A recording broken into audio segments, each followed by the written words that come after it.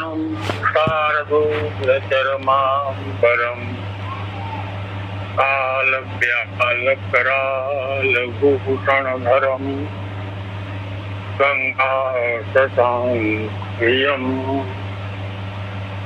काशीकलिकल्मषौघशमनं कल्याणकल्पद्रुमम् नौमिड्यं प्रजापतिं गुणनिधिं सन्दर्पहं शङ्करम्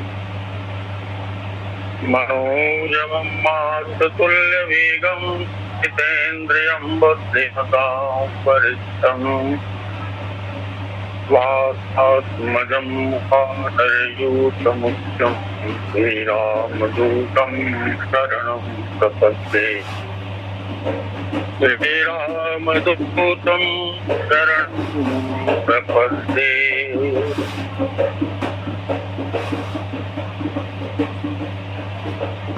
भक्ति अमृतमयी कथा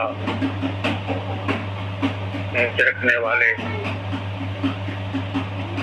भारतवर्ष के कोने कोने में धूम मचाने वाले सारे मनीषीगण, आकाश मंडल में पृथ्वी माता के चारों ओर तैर रही जीव आत्माएं, जिनकी संख्या अनकाउंटेबल है, मुझे स्पष्ट दिखता है जब मुझे यह मंच मिलता है। भारतवर्ष के नौनिहाल बच्चों, माताएं और बहन, मेरी आवाज आप तक पहुंच रही हो। आप समय निकालकर कथा श्रवण में और हो जाइए। हम आपको मानसिक आसन दे सकते हैं और दे रहे हैं। ये जो प्रसंग है, राक्षस राज रावण शब्द नहीं है, एक विपत्ति है, महाविपत्ति। उसका अंत हुआ है। संत समाज प्रसन्न है।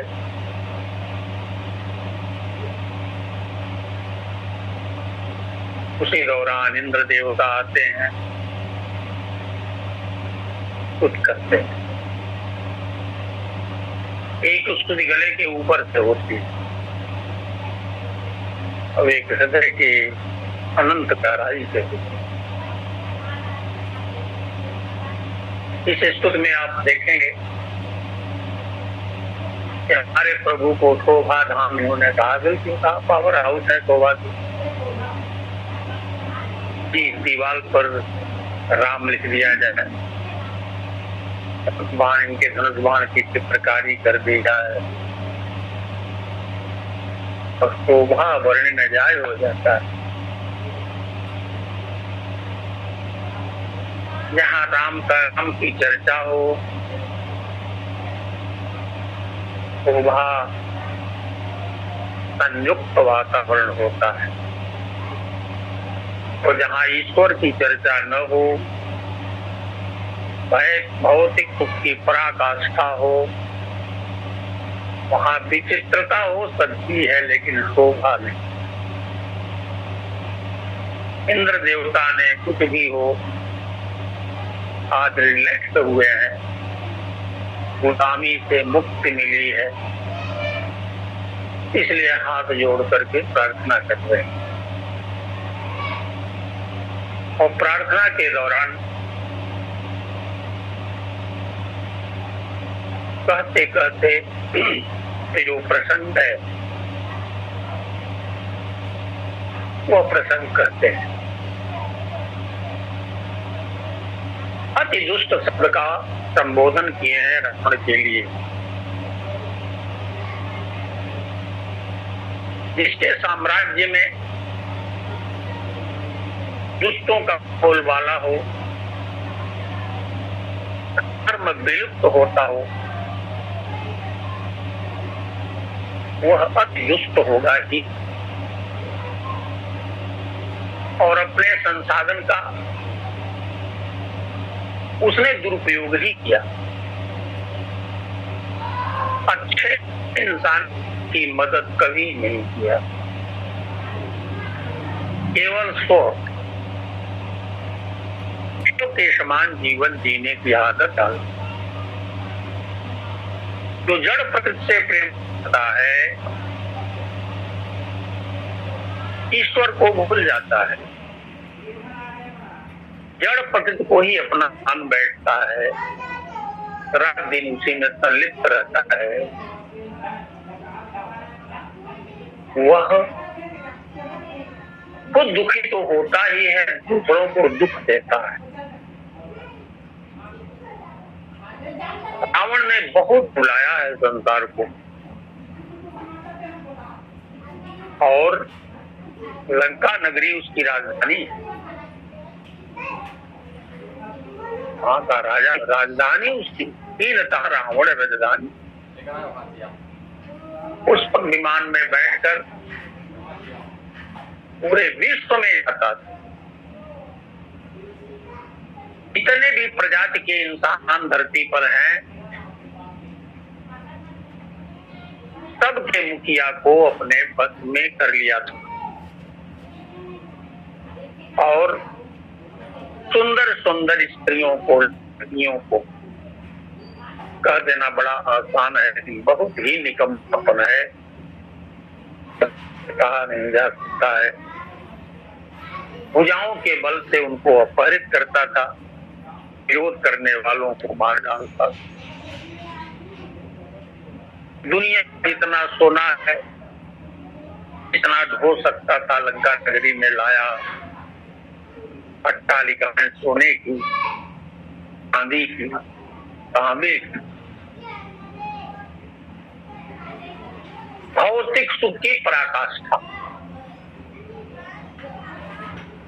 लेकिन अंत में वह वीर गति को प्राप्त करेगा। जिस साम्राज्य में दुष्ट पनपते वह अति दुष्ट होता है। भगवान शंकर से मैया पार्वती ने एक सवाल किया था। हम मानते हैं निश्चय ही पर्यायवाची शब्द है दुष्ट का। माता पार्वती ने कहा कि प्रभु निश्चर से कहते हैं। तो भगवान शंकर ने कहा कि निश्चर अपनी प्रवृत्ति से इंसान बन जाता है। जिसके अंदर ये लक्षण हो जो अभी बुलाने जा रहे हैं, वो मान लेना चाहिए कि वो निश्चर ही है। हम लोग जैसे समतल दर्पण देखते हैं तब चेहरा दिखलाई पड़ता है, उसी तरह से रामचरितमानस एक दर्पण। जब कथा होती है तो उसमें हमारा चेहरा दिखलाई पड़ता है। जैसे कहीं दाग लगा होता है तो उसको हम साफ कर देते हैं सीधा देखकर। हम भी कथा जब सुने, कहीं ऐसा लगे कि मैं भी यहाँ खड़ा हूँ, जाने अनजाने मैं भी प्रभावित हूँ, साफ कर दीजिए, अर्थात अपने को वहां से अलग कर लीजिए, कुतवार की कथा का यह प्रतिफल है। भगवान शंकर ने माता पार्वती से कहा, हे पार्वती, बाढ़े खल, जिसके साम्राज्य में खल बढ़ने लगे, बहुचोर, कई प्रजाति के चोर है। कोई धन चुराता है, कोई इज्जत चुराता है, वगैरह। बहुचोर, दीवारी, दीवारा, ये लंपट, परधन, परधारा, परधन को, दूसरे के धन को चुराना, अपहरण करना, दूसरे की स्त्री को कुदरती से देखना, माँ नहीं, माँ पिता नहीं देवा, माँ को इज्जत न देना, पिता को इज्जत न देना, देवताओं को इज्जत न देना, संत महात्माओं से सेवा लेना, जिनके अंदर ये प्रवृत्ति आने लगे, समझ लेना चाहिए कि वह निश्चित ही है, दुष्ट है। हम लोग भी कथा सुन रहे हैं, जीवन में प्लस माइनस होता है। मैंने देखा है कि अपनी माँ को डांटता है तो इतना तेज डांटने वाले हैं कि माँ डर जाती। यही रात माँ को तो इतना अधिकार है, हम का वनवास ही कर दे तो कम है। भगवान श्री राम ने कभी होप नहीं किया। माँ है, इतना प्यार दी है तो थप्पड़ भी मारेगी तो स्वीकार करना है। माँ से कम राम सा आचरण माँ के साथ हो। अगर गड़बड़ है तो सुधार लें, कथा का यही मतलब है। परिवार में विकृति हमारी वजह से पैदा हो रही है तो थोड़ा हम संभल जाएं, क्योंकि बिगड़ गई परिस्थिति को हम बना तो नहीं सकते, लेकिन तो सुधार तो सकते हैं। एहसास करा दें परिवार में कि मेरी गलती है। कथा का मतलब है ज्योति ज्योति बताते चल प्रेम की गंगा बहाती। केवल भरत प्रेम अमीय मंदर विरह गंभीर मत कटे सुरसाद हित कृपा सिंधु रघुवीर से। इसकी व्याख्या कर देने से प्रेम नहीं मिलेगा। अपने में उतारिए प्रेम। जैसे ज्योति से ज्योति, दीपक से दीपक चलता है, उसी तरह से प्रेम की गंगा बहाती।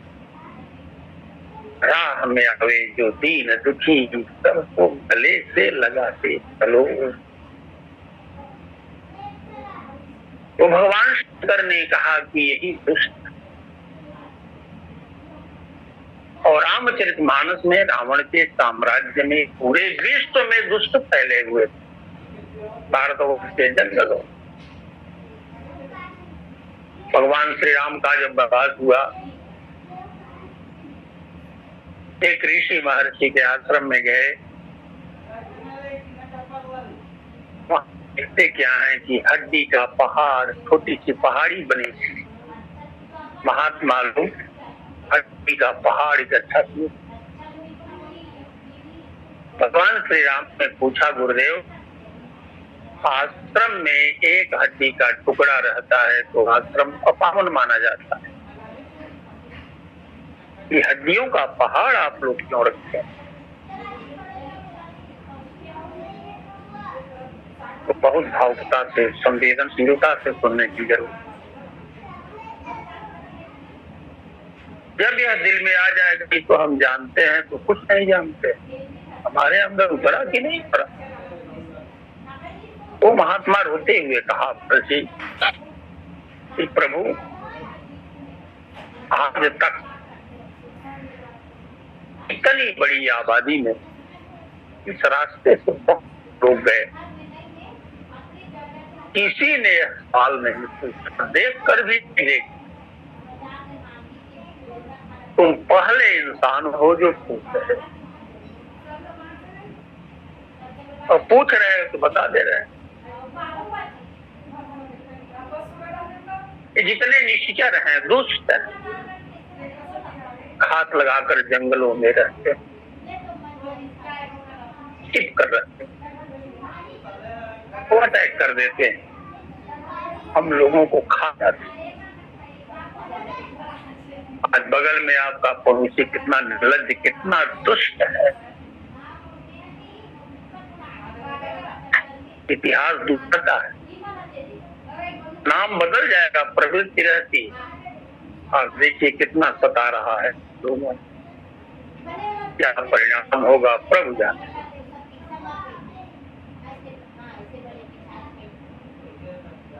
तो महात्मा ने कहा कि हम लोगों की हड्डियां हैं, समूह के समूह दुष्ट आक्रमण कर देते हैं, हड्डियों को छोड़ देते हैं। इकट्ठा करके रखा हूँ, इसलिए रखा हूँ कि मुझे पूरा भरोसा है कि भारत माता की गोदी सोनी हो सकती है। ध्यान, भारत माता की गोदी सोनी हो सकती है, लेकिन कोख सोनी नहीं हो सकती। कोई न कोई जरूर पैदा होगा जो सुधरेगा। हे राम, तुम पहले व्यक्ति हो। मैत्री शरण गुप्त जी ने इतनी बढ़िया बात लिखी। भगवान श्री राम की दाहिनी भुजा प्रतिज्ञा लिए तो गोस्वामी जी लिखते हैं, निश्चरहीन करो मत भुज उठाई। केवल निश्चर ही नहीं, उसके आगे है सकल दिन के आश्रम आई सुख।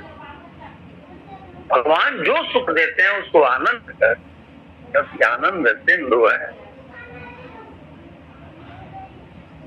तो मैत्री शरण गुप्त ने लिखा है, कानन में देखी अस्थि पुण्य मुनि पुंगों का, के वध का खा प्रण राम ने, मत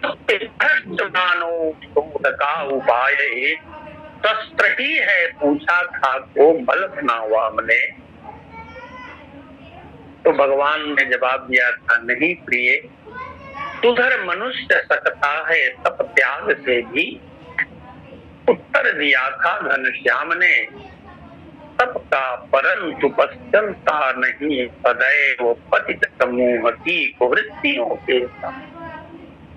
माता जी ने रोक लगा दिया, अपराध 2-4 कर रहे हैं या दुष्टों के संहार की प्रतिज्ञा कर रहे हैं, ट्रेस करके उनको ट्रेस आउट करके मारिए।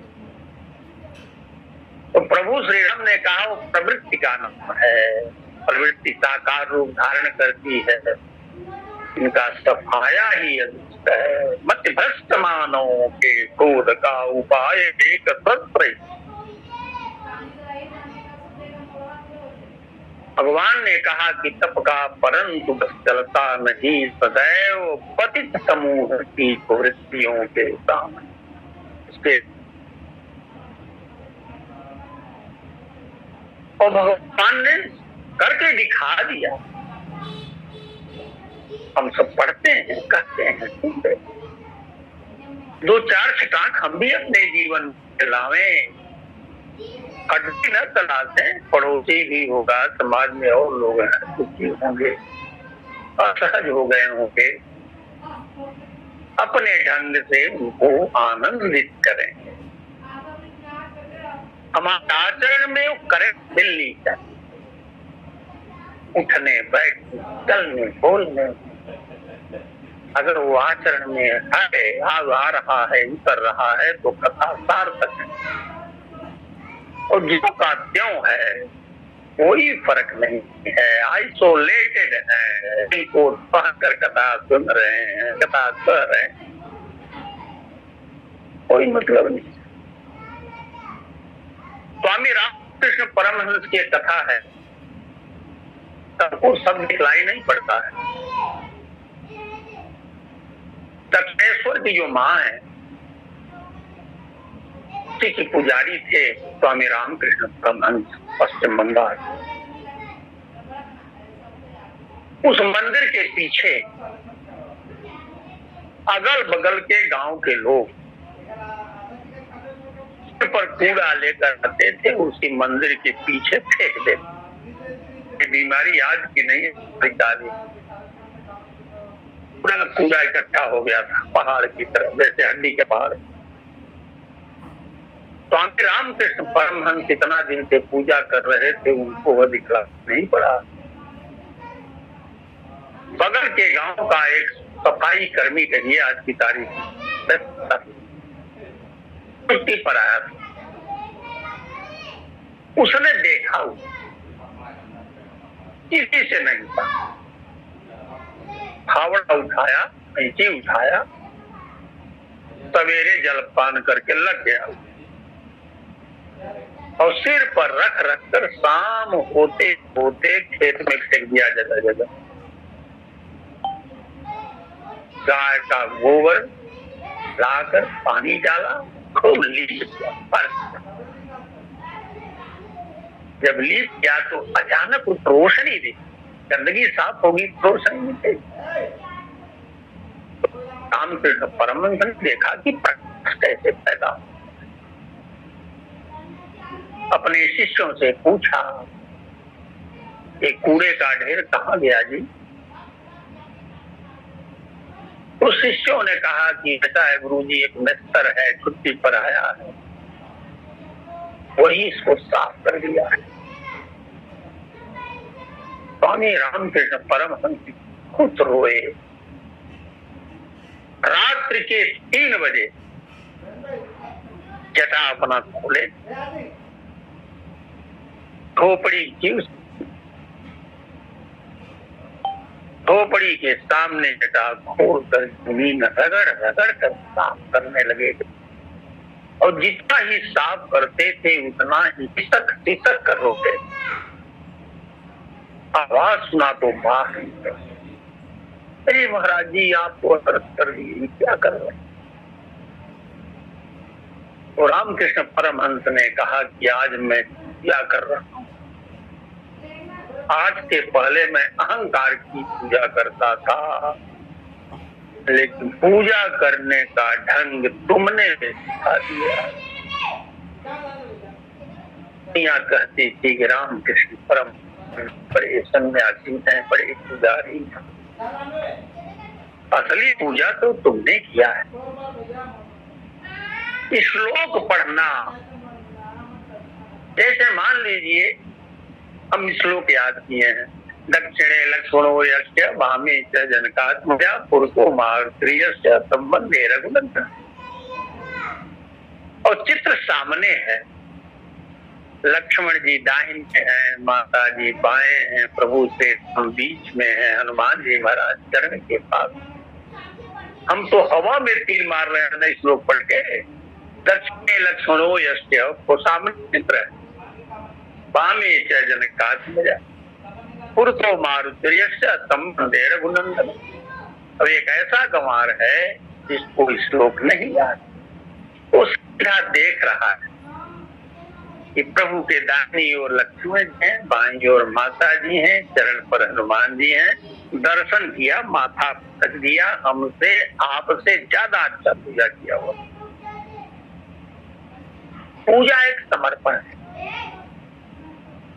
मन का विसर्जन है। और हम लोग थोड़ा सा पढ़ लिए हैं तो अपने को सबसे श्रेष्ठ मान बैठे।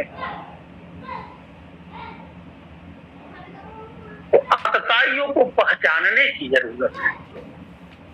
तो पहचान इससे नहीं हो पाता है कि हमारे अंदर किसी कोने में वह प्रवृत्ति बैठी हुई है, इसलिए समझौता कर लेते हैं। भगवान श्री राम को जब खरदूषण का वध करना हुआ, बहुत ध्यान से सुने महर्षि वाल्मीकि रामायण, तो खरदूषण ने त्रिशिरा के माध्यम से सूचना दिया भगवान श्री राम को कि हमारे स्वामी ने एक सूचना दिया है, अपनी स्त्री को हमारे स्वामी को दे दो, यही दूसरा है, और तुम चले जाओ, नहीं तो तुम्हें भी मार डालेंगे हमारे स्वामी, तो तुम्हारी पत्नी का हरण कर लेंगे, अपने पास रख लेंगे। भगवान श्री राम ने जो जवाब दिया है वो बड़ा महत्वपूर्ण है। भगवान श्री राम ने कहा कि जाकर अपने स्वामी से कह देना,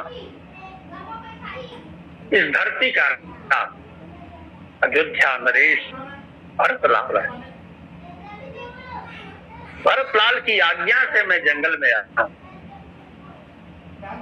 और मैं शिकार खेलने आया। उसका शिकार खेल के आया हूँ जो नारी को कुदृष्टि से देखता है, दूसरे नारी को मां बहन नहीं समझता है, उसी का शिकार खेलने के लिए आया। तो जाकर कह देना कि शिकार सामने दिख रहा हो, वो शिकारी कौन सा है जो शिकार देखकर भाग जाएगा। तुम्हारा स्वामी पराई नारी को कुदृष्टि से देख रहा है और मैं ऐसे लोगों का वध करने के लिए आया। जाओ कर खरदूषण आया, देखा, देखते ही इतना सुंदर सरकार है, शोभा धाम है, जय राम शोभा धाम, गायक बढ़त विश्राम। इनके प्रणत हो जाइए, शरणागत हो जाइए, बड़ी शांति मिलती है। शांति नहीं मिल रही है राम, हम प्रणत नहीं है, वो प्रणत पाल है। उनका दर्शन करने से आनंद नहीं आ रहा है तो इसका मतलब हमारे दर्शन में दोष है। वो दुष्ट देख करके कह रहा है, सचिव बोले बोले खरदूषण, नृप बालक नर भूख, नाग सुर सुर नर मुनि देखे जीते हते, हम हर जन्म सुनो सब भाई, नहीं देखी सुन सताई। यद्यपि भगनी कीन कुरूपा बदलाय नहीं पुरुष अनुपा। हम लोग थोड़ा मंद बुद्धि के हैं, मैं अपनी बात का सीधा अर्थ लगाते हैं। खरदूषण बेवकूफ नहीं रहे, रावण के समान बुद्धिमान रहे होंगे। खरदूषण स्वप्न में भी नहीं सोचे होंगे कि पराई नारी को कोई ऐसा भी व्यक्ति धरती पर होगा जो मां समझता होगा। इस दृष्टि से कहा कि हे सचिव त्रिशिरा, धरती पर इसके पहले तुमने ऐसा कोई महामानव देखा है, सुना है जो पराई नारी को मां समझता हो और जो कुदृष्टि डालता हो उसका वध करने का संकल्प लेकर चला हो। यह अत्यंत गुण इसके पास, इसलिए वध लायक नहीं पुरुष अनुपा। जब अनुपा है, अनुपम है, सर्वश्रेष्ठ है, इसको संग्रहालय में रख दिया जाए। धरती पर ऐसे लोगों की जरूरत है कि इसका इस्तेमाल हम कर रहे हैं। लोग देखें कि ऐसा भी व्यक्ति है जो पराई नारी को मां समझता है। भगवान श्री राम से बातचीत हुई तो महर्षि वाल्मीकि लिखे हैं, बाण चलाया कर। जो कवच था, भगवान श्री राम था, कवच पहन कर जंगल में गए। शस्त्र और शास्त्र दोनों हमारे पास होना चाहिए। हमारे जितने देवता हैं, जितनी देवियां हैं, सबके हाथ में हथियार है। माता सरस्वती का हथियार वीणा है, वीणा पाणी। आत्म सुरक्षा के लिए वो जरूरी है। तो भगवान श्री राम को खरदूषण ने कहा, खरदूषण ने जब भगवान श्री राम को मारा, एक कवच कट कर गिर गया। तो महर्षि वाल्मीकि ने श्री राम के मुख से श्लोक कहलवाया। भगवान श्री राम ने खर से कहा, खर ध्यान से सुन लो, जो प्रसंग आज का है उससे बहुत कोरिलेट कर रहा है। और इंद्र का नाम भी लिए हैं, खरदूषणारी।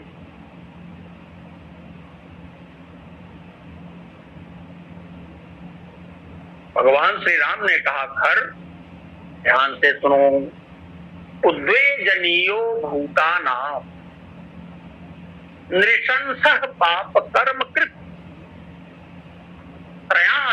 त्रयोऽपि लोकानां ईश्वरोऽपि न तिष्ठति। प्राणियों को पीड़ा पहुंचाने वाला तीनों लोगों का स्वामी ही क्यों न हो, वह बहुत दिनों तक जीवित नहीं रह सकता है। मरोगे तुम ही लोग, जितना मारना हो मार लो। ये सूत्र है। आतताई कितना भी अपराध करता रहे, अंत में उसको कोई मारने वाला पैदा हो जाएगा। इंद्र देवता कह रहे हैं, प्रभु धरती पर यह किसी को स्वतंत्र नहीं छोड़ा। नर नाग सुर गंधर्व किन्नर, विविध प्रकार की विविध प्रजातियां जो विश्व में हैं, सबको सताया, बहुत कष्ट दिया। और सरकार आपने इसका वध करके सबको आनंदित कर दिया, मुक्त कर दिया। आज मैं आपसे यही प्रार्थना करता हूँ, हम लोग भी यही प्रार्थना करें कि तीनों सरकार जो सामने खड़े, श्री राम, माता सीता, दाहिनी ओर लक्ष्मण, भगवान श्री राम धनुष बाण दिए हैं, लक्ष्मण जी धनुष बाण दिए, कह रहे हैं हमारे हृदय में निवास कीजिए। गले के ऊपर से नहीं, हृदय की अनंत गहराई से मांगे। जितना मांगेंगे उतना ही पाएंगे। लेकिन भगवान ने ऐसा नहीं कहा। आप रामचरितमानस पढ़िए, 50 स्थान ऐसे आएंगे जहां भक्तों ने भक्ति मांगी है, हृदय में प्रभु निवास कीजिए मांगा है, लेकिन भगवान का उत्तर नहीं मिला है, कम ही जगह मिला है। जहाँ प्रसन्न हो गए हैं वहां समझ लिया है भक्त ने कि स्वीकार हो गया है। और इसके जवाब में भगवान श्री राम ने कहा था कि बंदर भालू मेरे लिए दिन को दिन नहीं समझे, रात को रात नहीं समझे, तनख्वाह नहीं मांगे, सोने का जगह नहीं मांगे, इसमें से जो प्राण की आहुति दे दिया। तुम आकाश मंडल से अमृत बरसा करके इन लोगों को जिला दो। एक प्रणत पाल, मेरा नाम प्रणत पाल है, जो मेरी शरण में आता है, यो हेम दोनों की रक्षा करता हूं। उसी तरह से जिम बालक राखे महतारी, माँ पुत्र के बीच का जो संबंध है, माँ पुत्री के बीच का जो संबंध है वात्सल्य का, इसकी तुलना यही नहीं जा सकती। और हम लोग कथा जरूर सुनते हैं, इतने बिगड़ चुके हैं कि हु आर यू कर विचार करें तो हम उड़न नहीं हो सकते।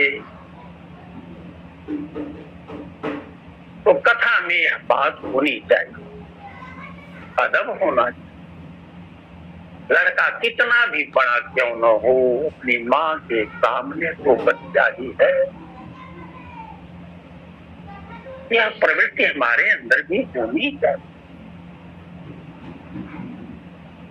हमारे यहाँ बरज में जो घटना घटी थी, ये आंखों देखी खबर है। एक रुद्रपुर स्थान है हमारे यहाँ से 15 किलोमीटर दूर। 3 अधिकारी थे, एक माँ के घर पर आए। उनकी माँ को गलित कुष्ठ हो गया था। उनके दरवाजे पर लोगों का आना जाना बंद हो गया था, कम हो गया था। इन तीनों नालायकों को अपनी बेइज्जती महसूस होती। तीनों ने गुप्त राय लिया। इस माँ की वजह से हम लोगों की सामाजिक प्रतिष्ठा बहुत गिर गई है, हमारे बच्चों की शादी नहीं होगी। इसको पर्दे से हटा दिया जाए। तो हमारे यहाँ सरजू माता है बगल में, अयोध्या में उत्तर दिशा में बहती है, हमारे यहाँ दक्षिण दिशा में, पूरब से पश्चिम से पूरब। उन सबों ने कहा, हे माँ चलो तुम्हें सरजू माँ में स्नान कराते हैं। माँ समझी बड़ा लायक लड़के हमारे, लड़के तो नालायक। गाड़ी किए, माँ को बैठाए, लाए, खाना घाट है, संयोग से खाना घाट ही पर है। माँ को लेकर गया, एक गले भर पानी में, और माँ को ऐसे ढकेल। तो प्लानिंग थी उन सबों, ऐसी भगवान की मर्जी। वो काम टेबल किनारे खड़े, एक ने दृश्य देखा तो वो कूद पड़ा, उसकी माँ को निकाल लाया, और एक ने दौड़ाया इन तीनों, एक पकड़ गया, उसको बीच में लाया, और उसी की माँ के सामने जब पीटने लगा डंडा डंडा, माँ का वात्सल्य देखिए। हमारी उमा कह रही है, अरे हमारे लाल को छोड़ दी। बहुत कष्ट होता होगा सिपाही तो, और मारा। कहा देखो माँ माँ हो, यह रोग किसी को हो सकता है नालायक को। तो सब इसके बाद क्या हुआ है पता नहीं, माँ की जान बच गई। हम लोग ऐसा न करें। कल किसी ने नहीं देखा है, रोग किसी को कुछ भी हो सकता है। संसार सरक रहा है, आज जितना अच्छा दिख रहा है वह परिवेश हमारा, हो सकता है कल इतना अच्छा न हो, इससे भी अच्छा हो सकता है। तो जो परिवेश मिलेगा उसी में अपने को एडजस्ट करना पड़ेगा। लेकिन नजर के सामने शोभा धाम को रखेंगे तो सब जगह शोभा धाम ही दिखेंगे। हमारा आचरण भी शोभा धाम से संयुक्त हो। इंद्र देवता ने भगवान श्री राम की जो प्रार्थना की, एक बात भूल जा रही है, 2 मिनट का है, बतला दें आपको। हमारे यहाँ एक देवव्रत वाजपेयी झांसी के थे, आज से 40 वर्ष पहले एक कविता सुना है, 4 लाइन कि हम दुर्गा जी की पूजा कर रहे हैं, श्री कृष्ण भगवान की पूजा कर रहे हैं, श्री राम की पूजा कर रहे हैं, उनके हाथ में जो वस्त्र है उसको नहीं देख रहे हैं।